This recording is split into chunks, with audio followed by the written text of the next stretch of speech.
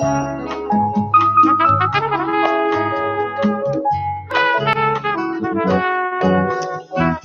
evening and welcome to Here's the Life of Zemrah at IntellectualRadio-Podcast. And we are always so and thrilled to be here. Joining me this evening is Ray Charles's brother.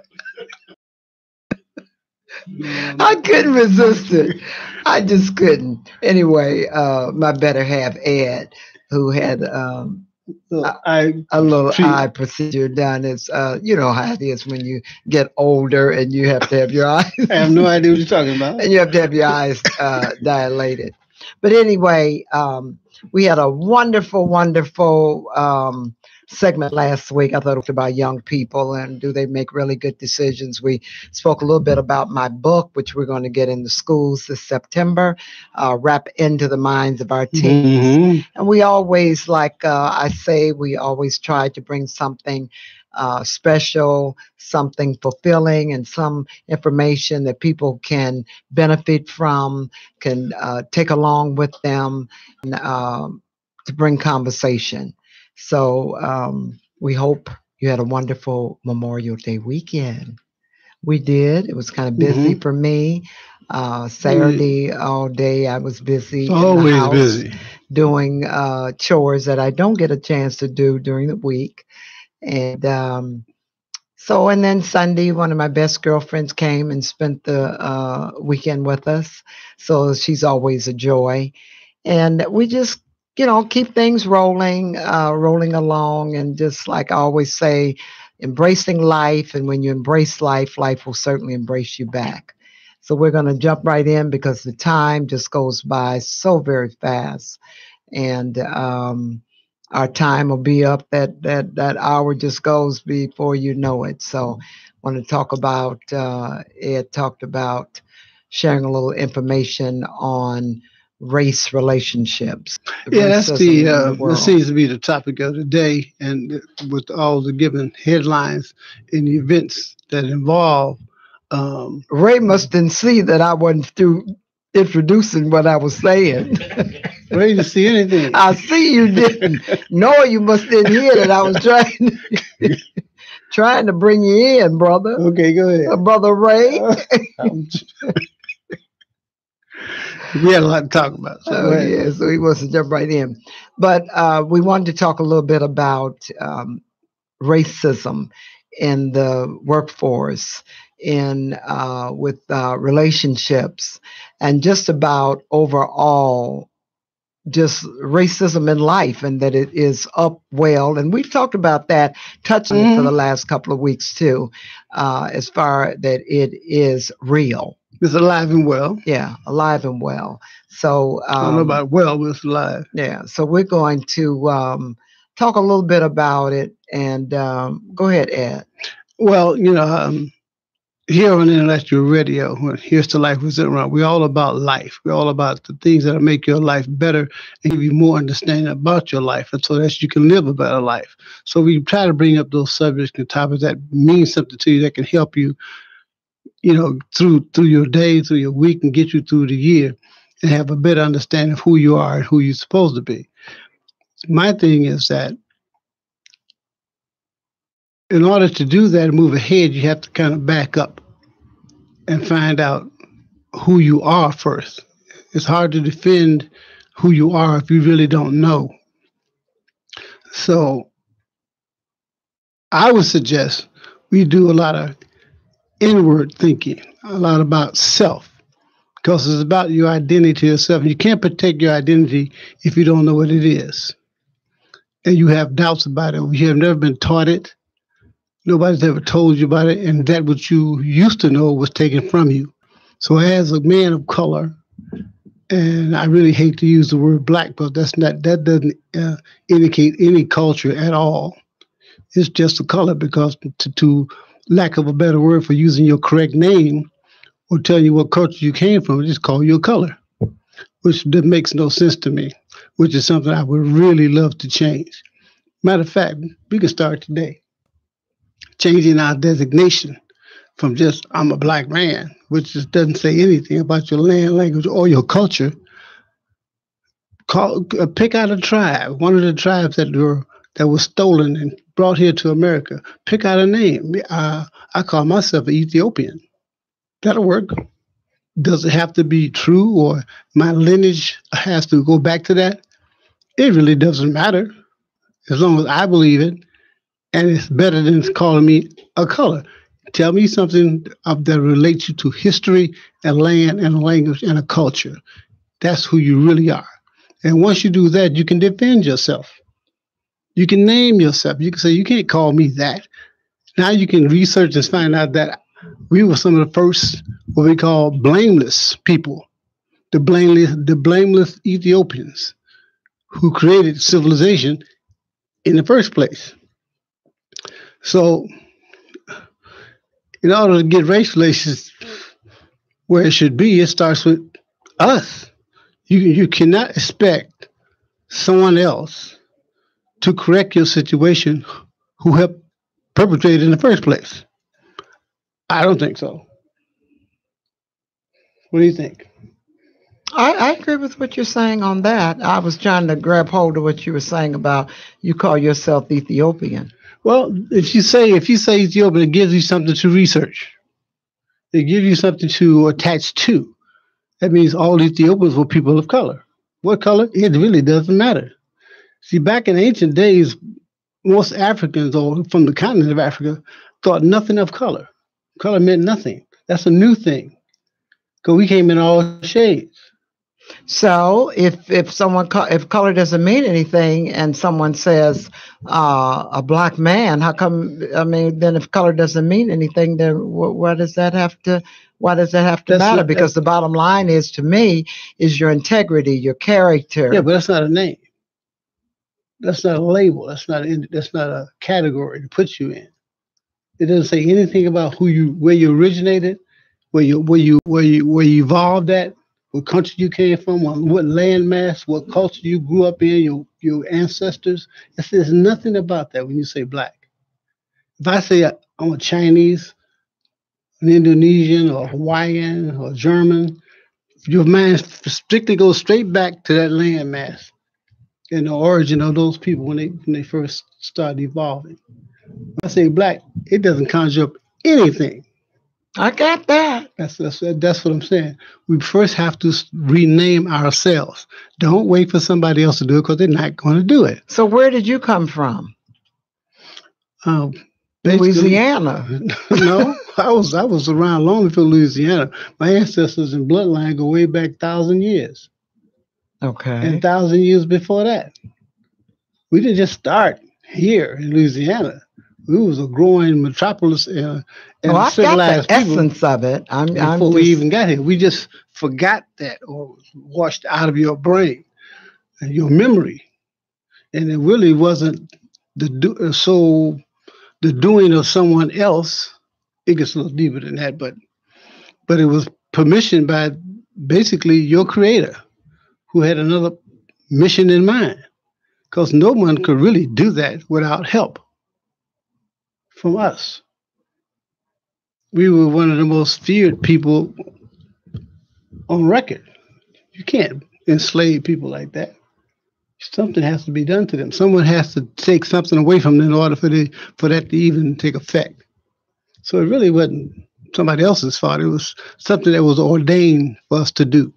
Well, what really and truly eats at you as to why you wanted to talk about racism and relationships? Because no matter what, all I hear on TV, and which is the topic of the day because of all the incidents that we have about here. This 2018, the gentleman walks up in the Starbucks and they get the police called on because he's sitting there.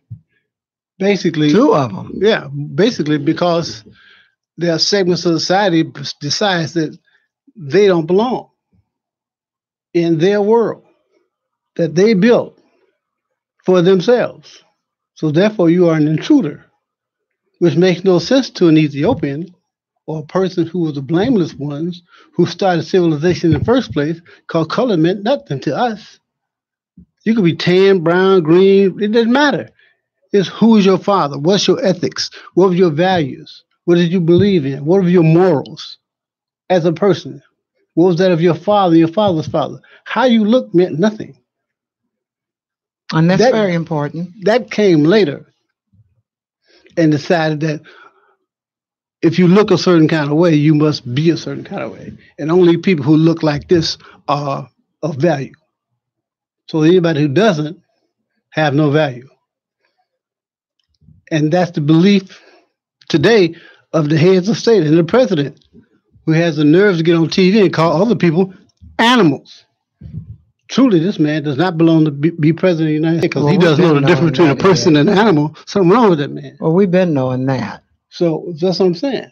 See, there are certain things that are totally absurd and should not be tolerated with a free-thinking, intelligent race of people. Where we used to be, that kind of talk was never even brought up. It was ignorant to even say stuff like that, because the civilization was composed of a variety of different tribes, and we saw people as people, and your value as a person was based on your honor and based on your whether or not you were truthful or not, whether you have any type of integrity.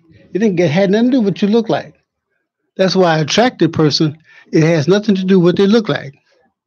To me. I agree with that. Because I've always said that if you take a magnet and put it together, put two magnets together, they will draw together. But the force that draws them together, you cannot see. That's attraction. And attraction is invisible. Has nothing to do with the way you look. Very little. Oh, it's your being. It's so someone else came along and starts talking about, this person looks different from you. That person looks different from you. So you are really better than them. And you are better than these people. These people are low class, but they're on a different evolutionary ladder than you are. Or they're still making fire with sticks. They're still living in huts. Well, so did you. At one time, you were living in a cave. Come on now. So how can you judge and do that? Well, the test was to see how long the people of God was going to tolerate that type of a mentality running the world before they remembered who they were and decided to put an end to it. Mm-hmm. And that's the future. That's what's going to happen in the future, when people will realize people are just people, and war and killing is totally non-productive. Well, one of the things that I think that has to truly be understood too is that, we all are different. We all have different ideas. That's what makes up the world. But one of the things, we all bleed the same. We all cough the same. We all, you live on this planet.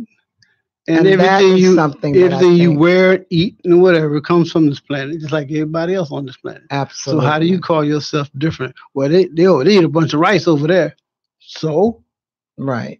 Well, over here, they eat a lot of meat. Well, okay, what's the problem? It all comes from this planet. So what do you mean they're different? So if there was someone came along and started pointing out the differences, when at one time we pointed out what we all had in common.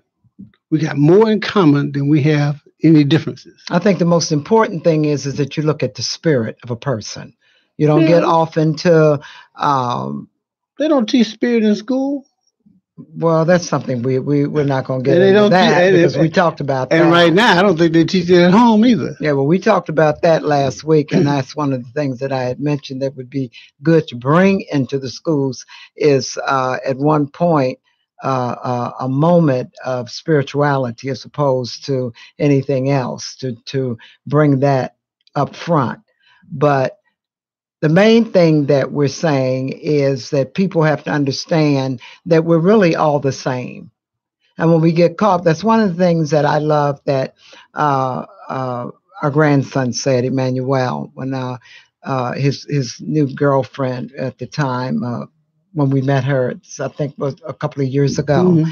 And I was saying, and I was kind of just filling him out, and I said, um, Kevin liked my nephew. He liked women, other races of women, other than sisters. And when I said that to Emmanuel looked at me real strange, and he said, "Grandma," he said, "I didn't look at color or race. I looked at her spirit and how well she was in my corner." And they kind of just had that match. Well, see, that was a profound But that's the way the that millennials was a are. Ashley's profound, that way. a profound observation from a very young person. Yeah, because he was 18 then. Right, it's Yeah. very young to be that observant and to know that much and to have that much of insight that it matters about who this person is as a person and what she looks like. So once we get past that, then you start seeing people. My thing is that try to see people as a different expression of you. And not necessarily what she looks like, because the audience can misunderstand that and mean that you're talking about how she dresses, how her hair is fixed, longer hair. We're talking about as far as Her ethnicity. Right. Right. Which her spirit. Yeah, I didn't have any problem with that. My thing is always, if I look at if I attract what attracts me to a person is my first impressions, which is I have trained to be very keen and very observant and very objective, and say, well, this person is pleasing to my eye. Depends on who you are, because it's always in the eye of the beholder. And that is the truth. Now, next, I want to check your spirit out. Because what you look like don't mean nothing if you got a bad spirit. Absolutely. And give me another 30 seconds and I'll tell you. Then I'm out. I'm like, oh, no, you look okay, but no. No thanks. Because again, it's not all about looks. It's about the person's spirit and their attitude. Because you can be a sister or a brother can be fine, as they say, as wine. But if you don't have the right spirit and you don't don't sync, have that attraction, then it's not. Well, the one thing that the spirit of error or spirit of evil or separation taught in the beginning of time was separation, divide and conquer.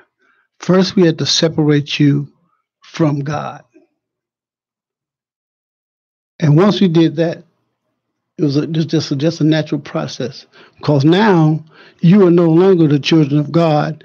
You have to work your way into favor with God so He won't punish you. Because he has a temper problem, and he's jealous. And you believe this, and you convinced that you had to do something to get back in favor with God, or you would go to hell. And then you would burn eternally. And you teach this to a young, vulnerable mind. And they believe it. And they think, oh, man, God got a temper problem. I better do something so I can be good, because He knows who's naughty and nice. And I'm going to get punished. Not doing life, but after life and death, I'm going to still get punished. And we were taught this, that God has an anger management problem. That is something I can do to make up for what I did. But forget about the fact that He gave me free choice in the first place.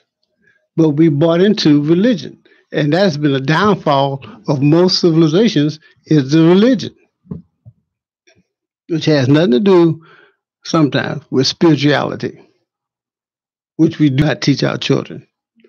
And then where does that come in with race relationships? When you know who you are and you know that everybody you see is your relative, you have a different respect for that person as a human being. Forget where they came from, what they wear, how they talk. They're a human being first. Okay. It does not matter what they look like or what their language is. All we did was learn their language. That's why most of the population and in the motherland speak more than one language. While we're the only people that speak one language and insist that everybody speak ours, but we don't try to speak theirs. Okay. They should teach it in school. French, Spanish, Latin, Hebrew. We should be, our kids supposed to speak at least two or three languages. You're an international country. You have multifaceted cultures living in your borders. You should speak more than one language. And you'd be surprised if some of our young people do. Yes, because they're smart. Absolutely. We're here at IntellectualRadio.com. Again, we're here every Tuesday, 6 to 7. Here's The Life with Zemrah. We'll be back shortly. You're going to listen to one of my tunes from Very Irresistible Zemrah.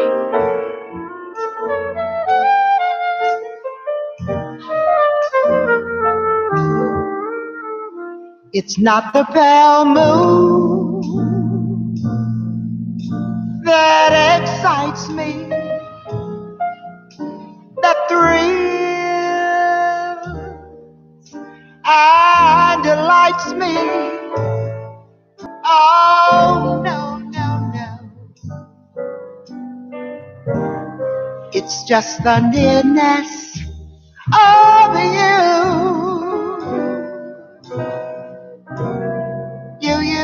You.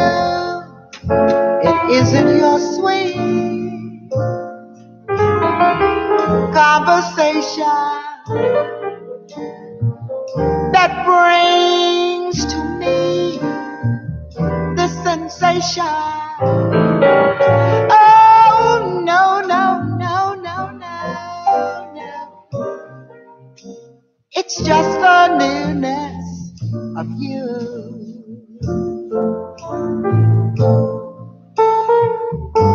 Now when I'm in your arms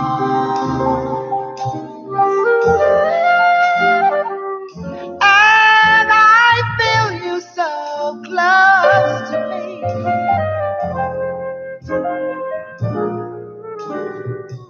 all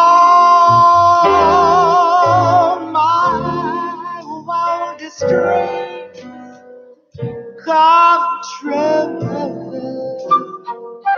Come true. I need no songs of light to enchant me, baby, if you would only grant me the right to hold you ever so tight, so very, very tight, and feel in the night, baby, the newness of you. Welcome back, and hope that you're getting a little something out of our message. You're here at IntellectualRadio.com. We always like to thank our producer, Earl Winfrey, for having this platform for us to be able to express our innermost thoughts, our ideas, and hopefully, again, share words of wisdom that you can benefit from. And we hope that we do that as much as possible. And speaking of possible, I'm still in the studio working on my CD, Love is Possible, and you know it is. And we're so excited about trying to get this music just right. This CD, I want to really, really be fulfilled with, want you to be fulfilled with it. Got some real sweet music coming from it. Lyrics that are just wonderful, that are written by Pamela Wilkes. And also myself, I'm writing the title of it, Love is Possible. I'm writing that song. So it is really going to be, we got some remix on there and some cover songs rather. And it's just going to be a phenomenal, phenomenal piece. And I'm looking forward to it. June 20th. From 6 to 8:30, I'm opening up the jazz series at DuSable Museum. 6 to 8 p.m. Bring your baskets of food and your wine and cheese, and come out and hear some sweet music from Mm, none other than very irresistible blankets Zemrah. and I'm looking very, very forward to chairs putting and together a relax. really, really nice show. So, looking forward to it and hoping to see you again June 20th. It's on a Wednesday evening, opening up their jazz series. So, anyway, Ed, Yes. tell us some more about your um, racism and race relations, as you put it this morning when we were talking about it. Well, it all can be solved with the changing of heart and the changing of mind, which can happen in an instant or a century. And it'll probably be a century because Well, as many years as we have gone through that, we as a people still suffer at the hand of it. Uh, we pray that things change, but will we really see it in our and in this dispensation of time? I really, really question and wonder, especially with this character that we have in office at this time, well, I don't think because he breeds I don't racism. believe I don't believe we should wait for other people to change. I don't think other people are going to change, not voluntarily, and that I don't think that's where our focus should be. Not trying to get them to change, but for us to change and for them to see the change in us. That And we, how do you really and well, truly go it's about like I that? said earlier, and that is about re-identifying with yourself who you really are. If you say you don't call me, I'm not a black man. If you say you're a Canaanite or a descendant of Ethiopian, that raises a whole nother conversation. But who are you going to tell that to? Yourself. Okay. It don't have to be anybody else. You can just say it among ourselves.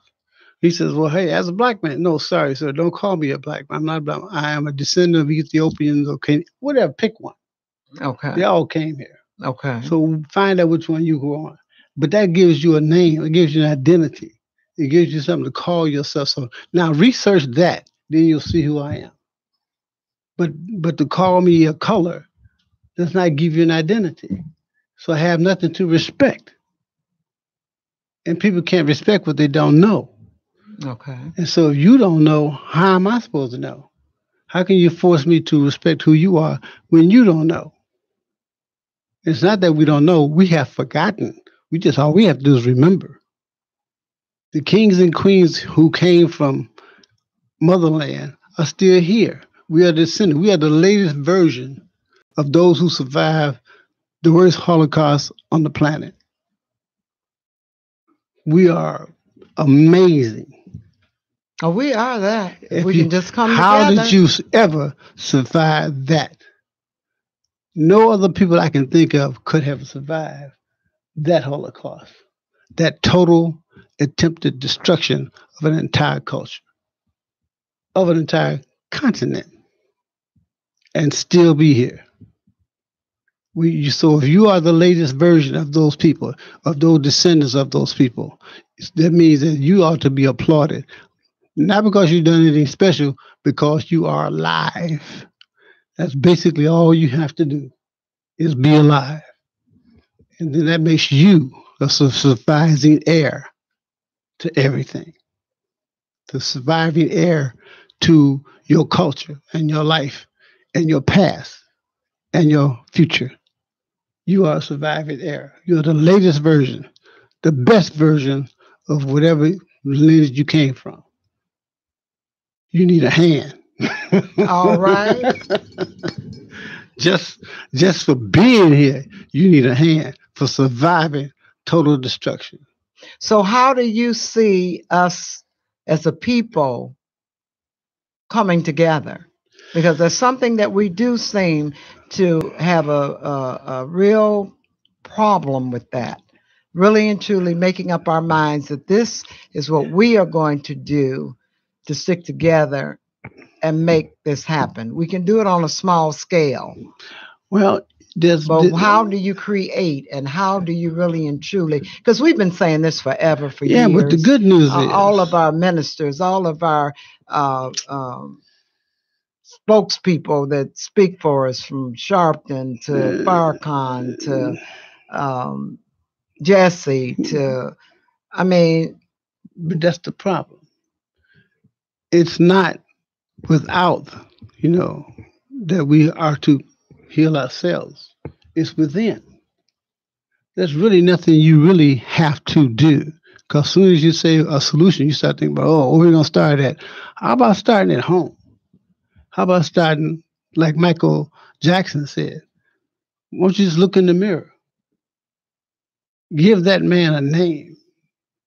Give him some ethics. Give him some values. Give him some rules to live by. Don't base on somebody else. Don't listen to somebody else tell you who you ought to be. Who do you say you ought to be? Who do you say you were? Who do you say you want to become? You don't need anyone to tell you that. You don't need any suggestions for that. You don't need a crowd. You don't need a friend to verify that you made that determination or that commitment to yourself, that I'm going to be somebody different. I'm going to be what my ancestors intended me to be. A blameless, Ethiopian, intelligent being that creates civilizations all over the world in peace.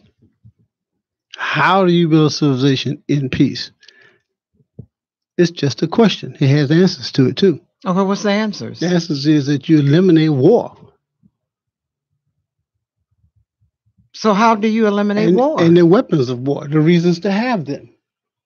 Okay. What's the reasons to have a war? How would you go about doing that? Well, me... We always talk about practice what you preach. I learned it. Okay. Don't jump on the messenger here. No, I'm trying what I'm saying is this. You share the world's resources with your neighbors. You got beans, I got rice. You got gold, I got oil. Let's trade. Rather than steal it and kill off the people and take what you want. That is not how we built society or built civilizations that lasted 1,000 years. By robbing and taking other people's stuff. Oh, absolutely. You know that. All you have to do is ask and give a fair price. Okay. Then maybe you can earn somebody's respect.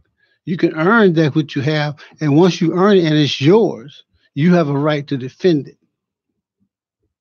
and take it back. You can't take something from somebody else and all of a sudden say it's mine. It's not yours. I don't care how long you've had it, how many people you had to kill to get it, it's not yours. But do you find that people are really and truly, that's one of the things that I've always, that I really and truly think about, is those that have, are they really sharing and giving? No. That's why the world is where it is now. Okay, so then when you say that, then how do you promote something like that to happen if, even on a small scale, people are really and truly not giving or sharing because it's like they're afraid not to have? Make it more profitable to give than receive. You can become instead of being a millionaire, you can become a billionaire, but you won't have any enemies. People will love you because you give, and we give back. People want power over other people instead of just power. In the universe, they want power over another people, which means it indicates a weakness on your part because you can't get stronger. All you can do is make other people weaker, make you look like you're stronger.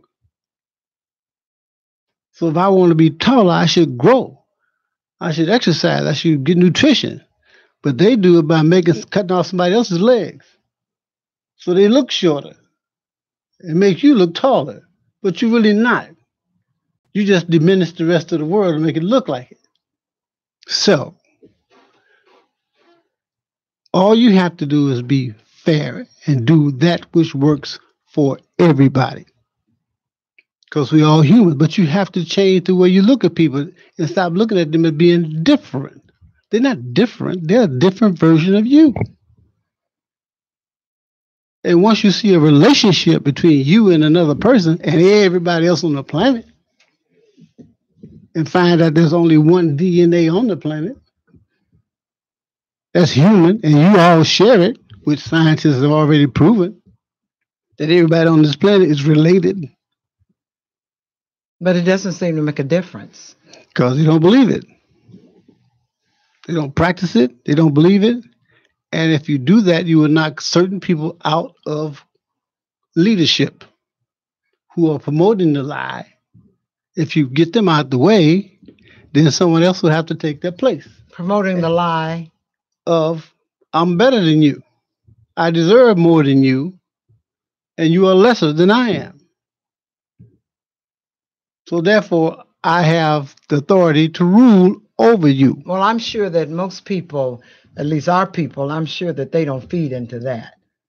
You have to. Because we got some sharp brothers and sisters that know what they're doing, know where they're going, know how to do. And like we've said several times, we excel at anything and everything we do. Now, I'm a music girl. Mhm. And one of the things that I'm going to say when we talk about racism and relationships, I watch American Idol. Mhm. Yes, you And do. I watch The Voice. Yes, you do. I just love the talent that our brothers and sisters have. And it is almost 85% of the time, like with The Voice, they group you up with two incredible vocalists. One of them have to get voted off. And it's almost like it's It seems to done you. deliberately It seems to you. to get them voted off.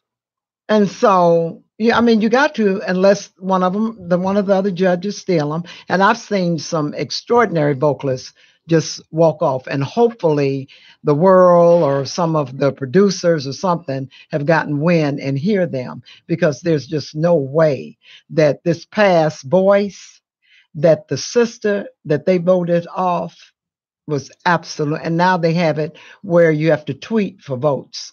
So a lot of times people don't have a Twitter account. So naturally, we as a people may not vote in that way, where they used to have it where you could call in or something like Right. that. Especially with American Idol, they had the voting where you could call in. They had a number you could call in. But even the with The Voice, it winded up being a 14-year-old girl that won it all, a white girl, Oh, okay. and then a young white young man. They both were good, but to me, they did not even touch. This sister should have walked away with everything. I think one, it might have had something to do with her age. I wasn't clear on what her age might have been, but she was much, much older than they were, of course. And then the same thing happened with American Idol. So Two young white kids got it. All of people of color were voted off. so I just don't get it. so in your estimation, they're saying that people of color were not marketable enough. I don't agree with that, because they were marketable enough. Plus, the bottom line is they can make you marketable because they had the voice. So The voice is supposed to be the voice. Now, not to take anything away from those young people, but the bottom line was that sister, she had it. so you're trying to say there's biasness in television?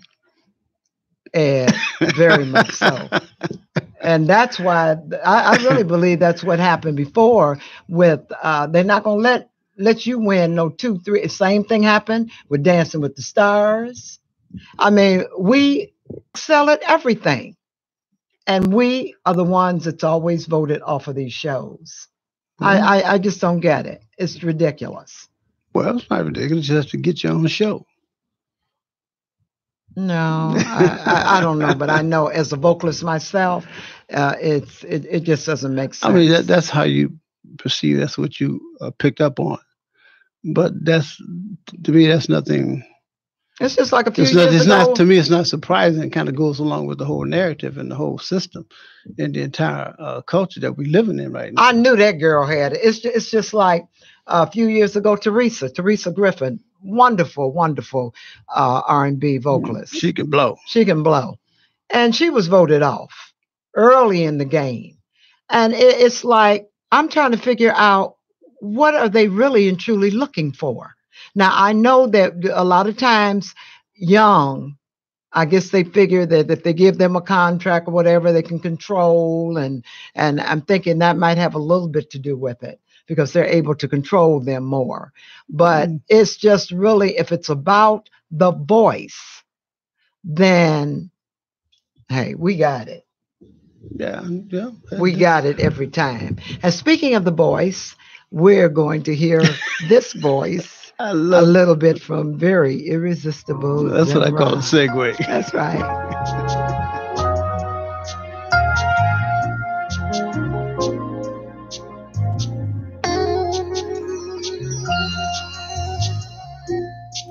My funny Valentine, sweet cometh Valentine, you make me smile with your heart. Ooh, yeah. Your lips are laughable and photographable, yet you're my favorite work of art.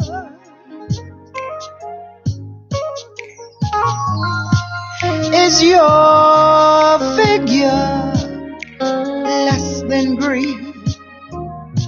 Is your mouth a little weak when you open it to speak? Are you smart?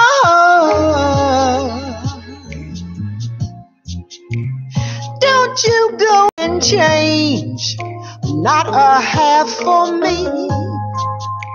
Not if you really care for me. Stay, let all that time stay.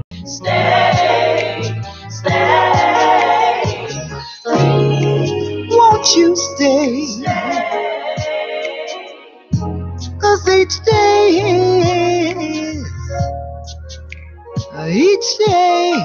is Valentine today.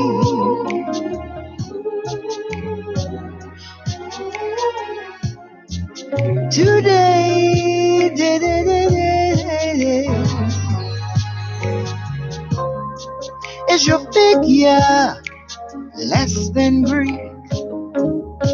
Is your mouth a little weak when you open it to speak? Are you smart, real smart? Now don't you go and change. You're back here at IntellectualRadio.com. Here with Zemrah and Ed. Talking about What I said. Racism. I mean, touching on it without really getting down to the base of things, because and we know the reality of it is that it is what it is, and we can talk about change as like every day every moment of the day, and all we can really and truly do. And I say that also, watching the president and listening to all of that jargon every day.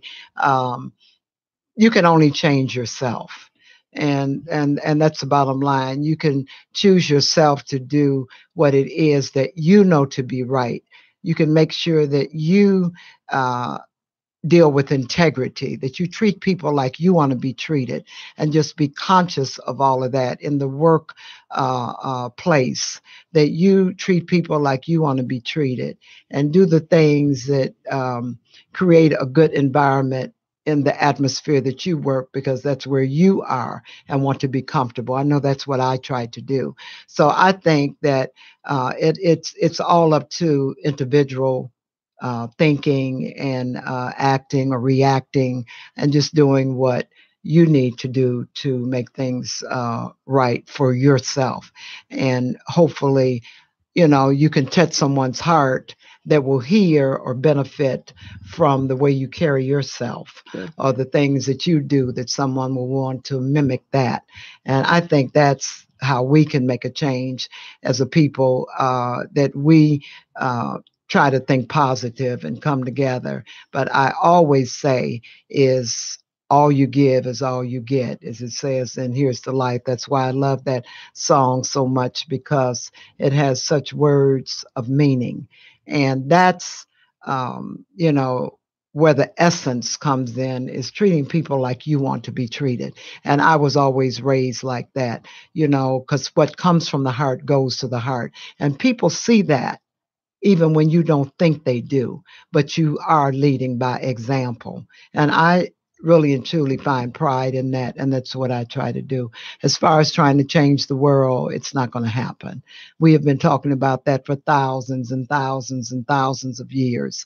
And some of the ones that talk about it thousands and thousands of years, they don't do what they should do. So, in order to make a difference, you just work on making a difference in yourself. A lot of times we're so worried about what someone else is doing, or how they doing, or what they're doing.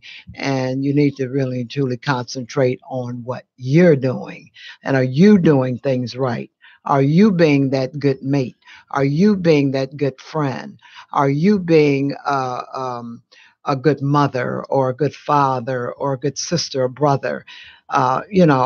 That is what creates a good atmosphere. Are you doing what is correct? Yeah, you can ask yourself, what would the perfect me do? What would the better me say? How would the better me react? And what do I call myself? Am I a prince? Am I a king? Am I was I a businessman 1,000 years ago? Was I a millionaire? Did I have gold mines? Did I carry myself the right way? Did children look up to me? If they did, then start living that life. Go ahead and live that. You don't need permission from anybody else. You don't need money. Live the life that you dream about. Go ahead and start living it. And people will, and maybe they'll say, I want to be like him. There you You go. don't need any money. You don't need permission from somebody else. You don't need praise from someone else. Don't look for uh, so adulation from a crowd or somebody. Or don't look for even to be noticed. The people who are really serious about who they want to be and what they're doing, they don't care if they get noticed or not. They try to do it in secret because it's a very personal thing. Rebuilding your life and rebuilding yourself and your culture is a very personal thing. You don't need to share it with everyone. They will see it. They don't know now. You don't have to tell them anything. They will watch it by the way you carry yourself. So change your image of yourself. Change what you think about, and the things you think about will change. Yeah, that's the real depths of it, is how you think. Exactly. And if you, Change your thinking. that's right. And if you think positive, one of the things that we always talk about is, things that you think about, you bring about into your life. So if you think positive, if you think rich, if you think love, if you think life. That's why I always say, if you embrace life, I know that life embraces you back.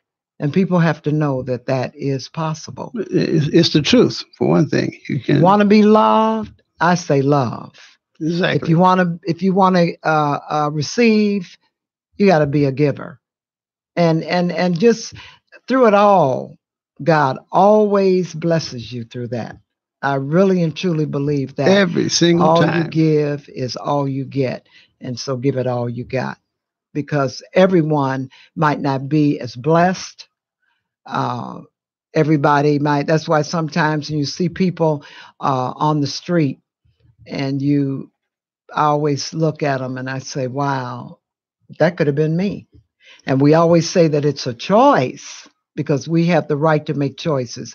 But sometimes people might not really have that choice. Circumstance. It might be circumstances. You might have one day, and the next day you might not. So that's why you always make sure that you do look within and say, hey, that could have been me. And check the things you think about. One person said that great minds think about ideas. They think about solutions. Think about, what if we do this? What if we do that? We can change things. That's what great minds do. Average minds talk about what happened. They didn't see the game the other day. They just see who wrote that song, or I know the title of this, I know the title of that. I was there when this happened. I was there when that happened. They can quote you all kinds of events. They are a storehouse of information. Those are average minds. And small minds talk about other people.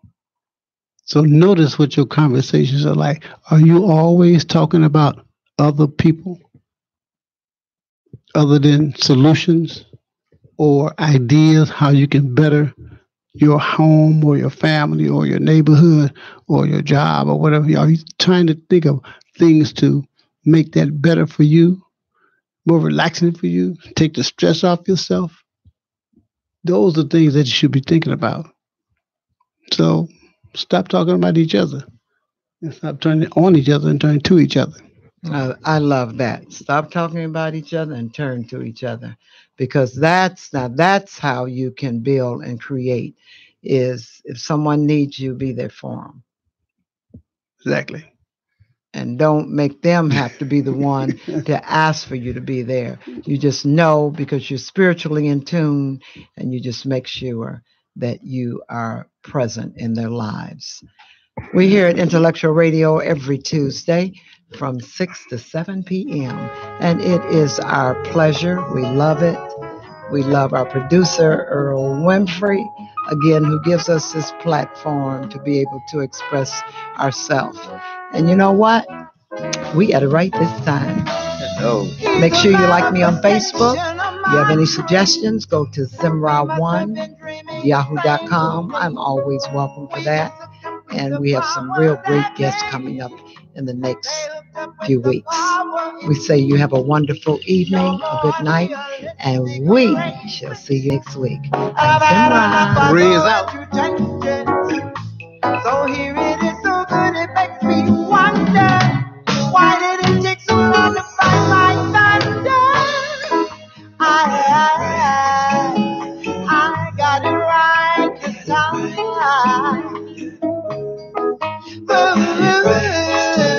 This time I got it right. This time I got it right.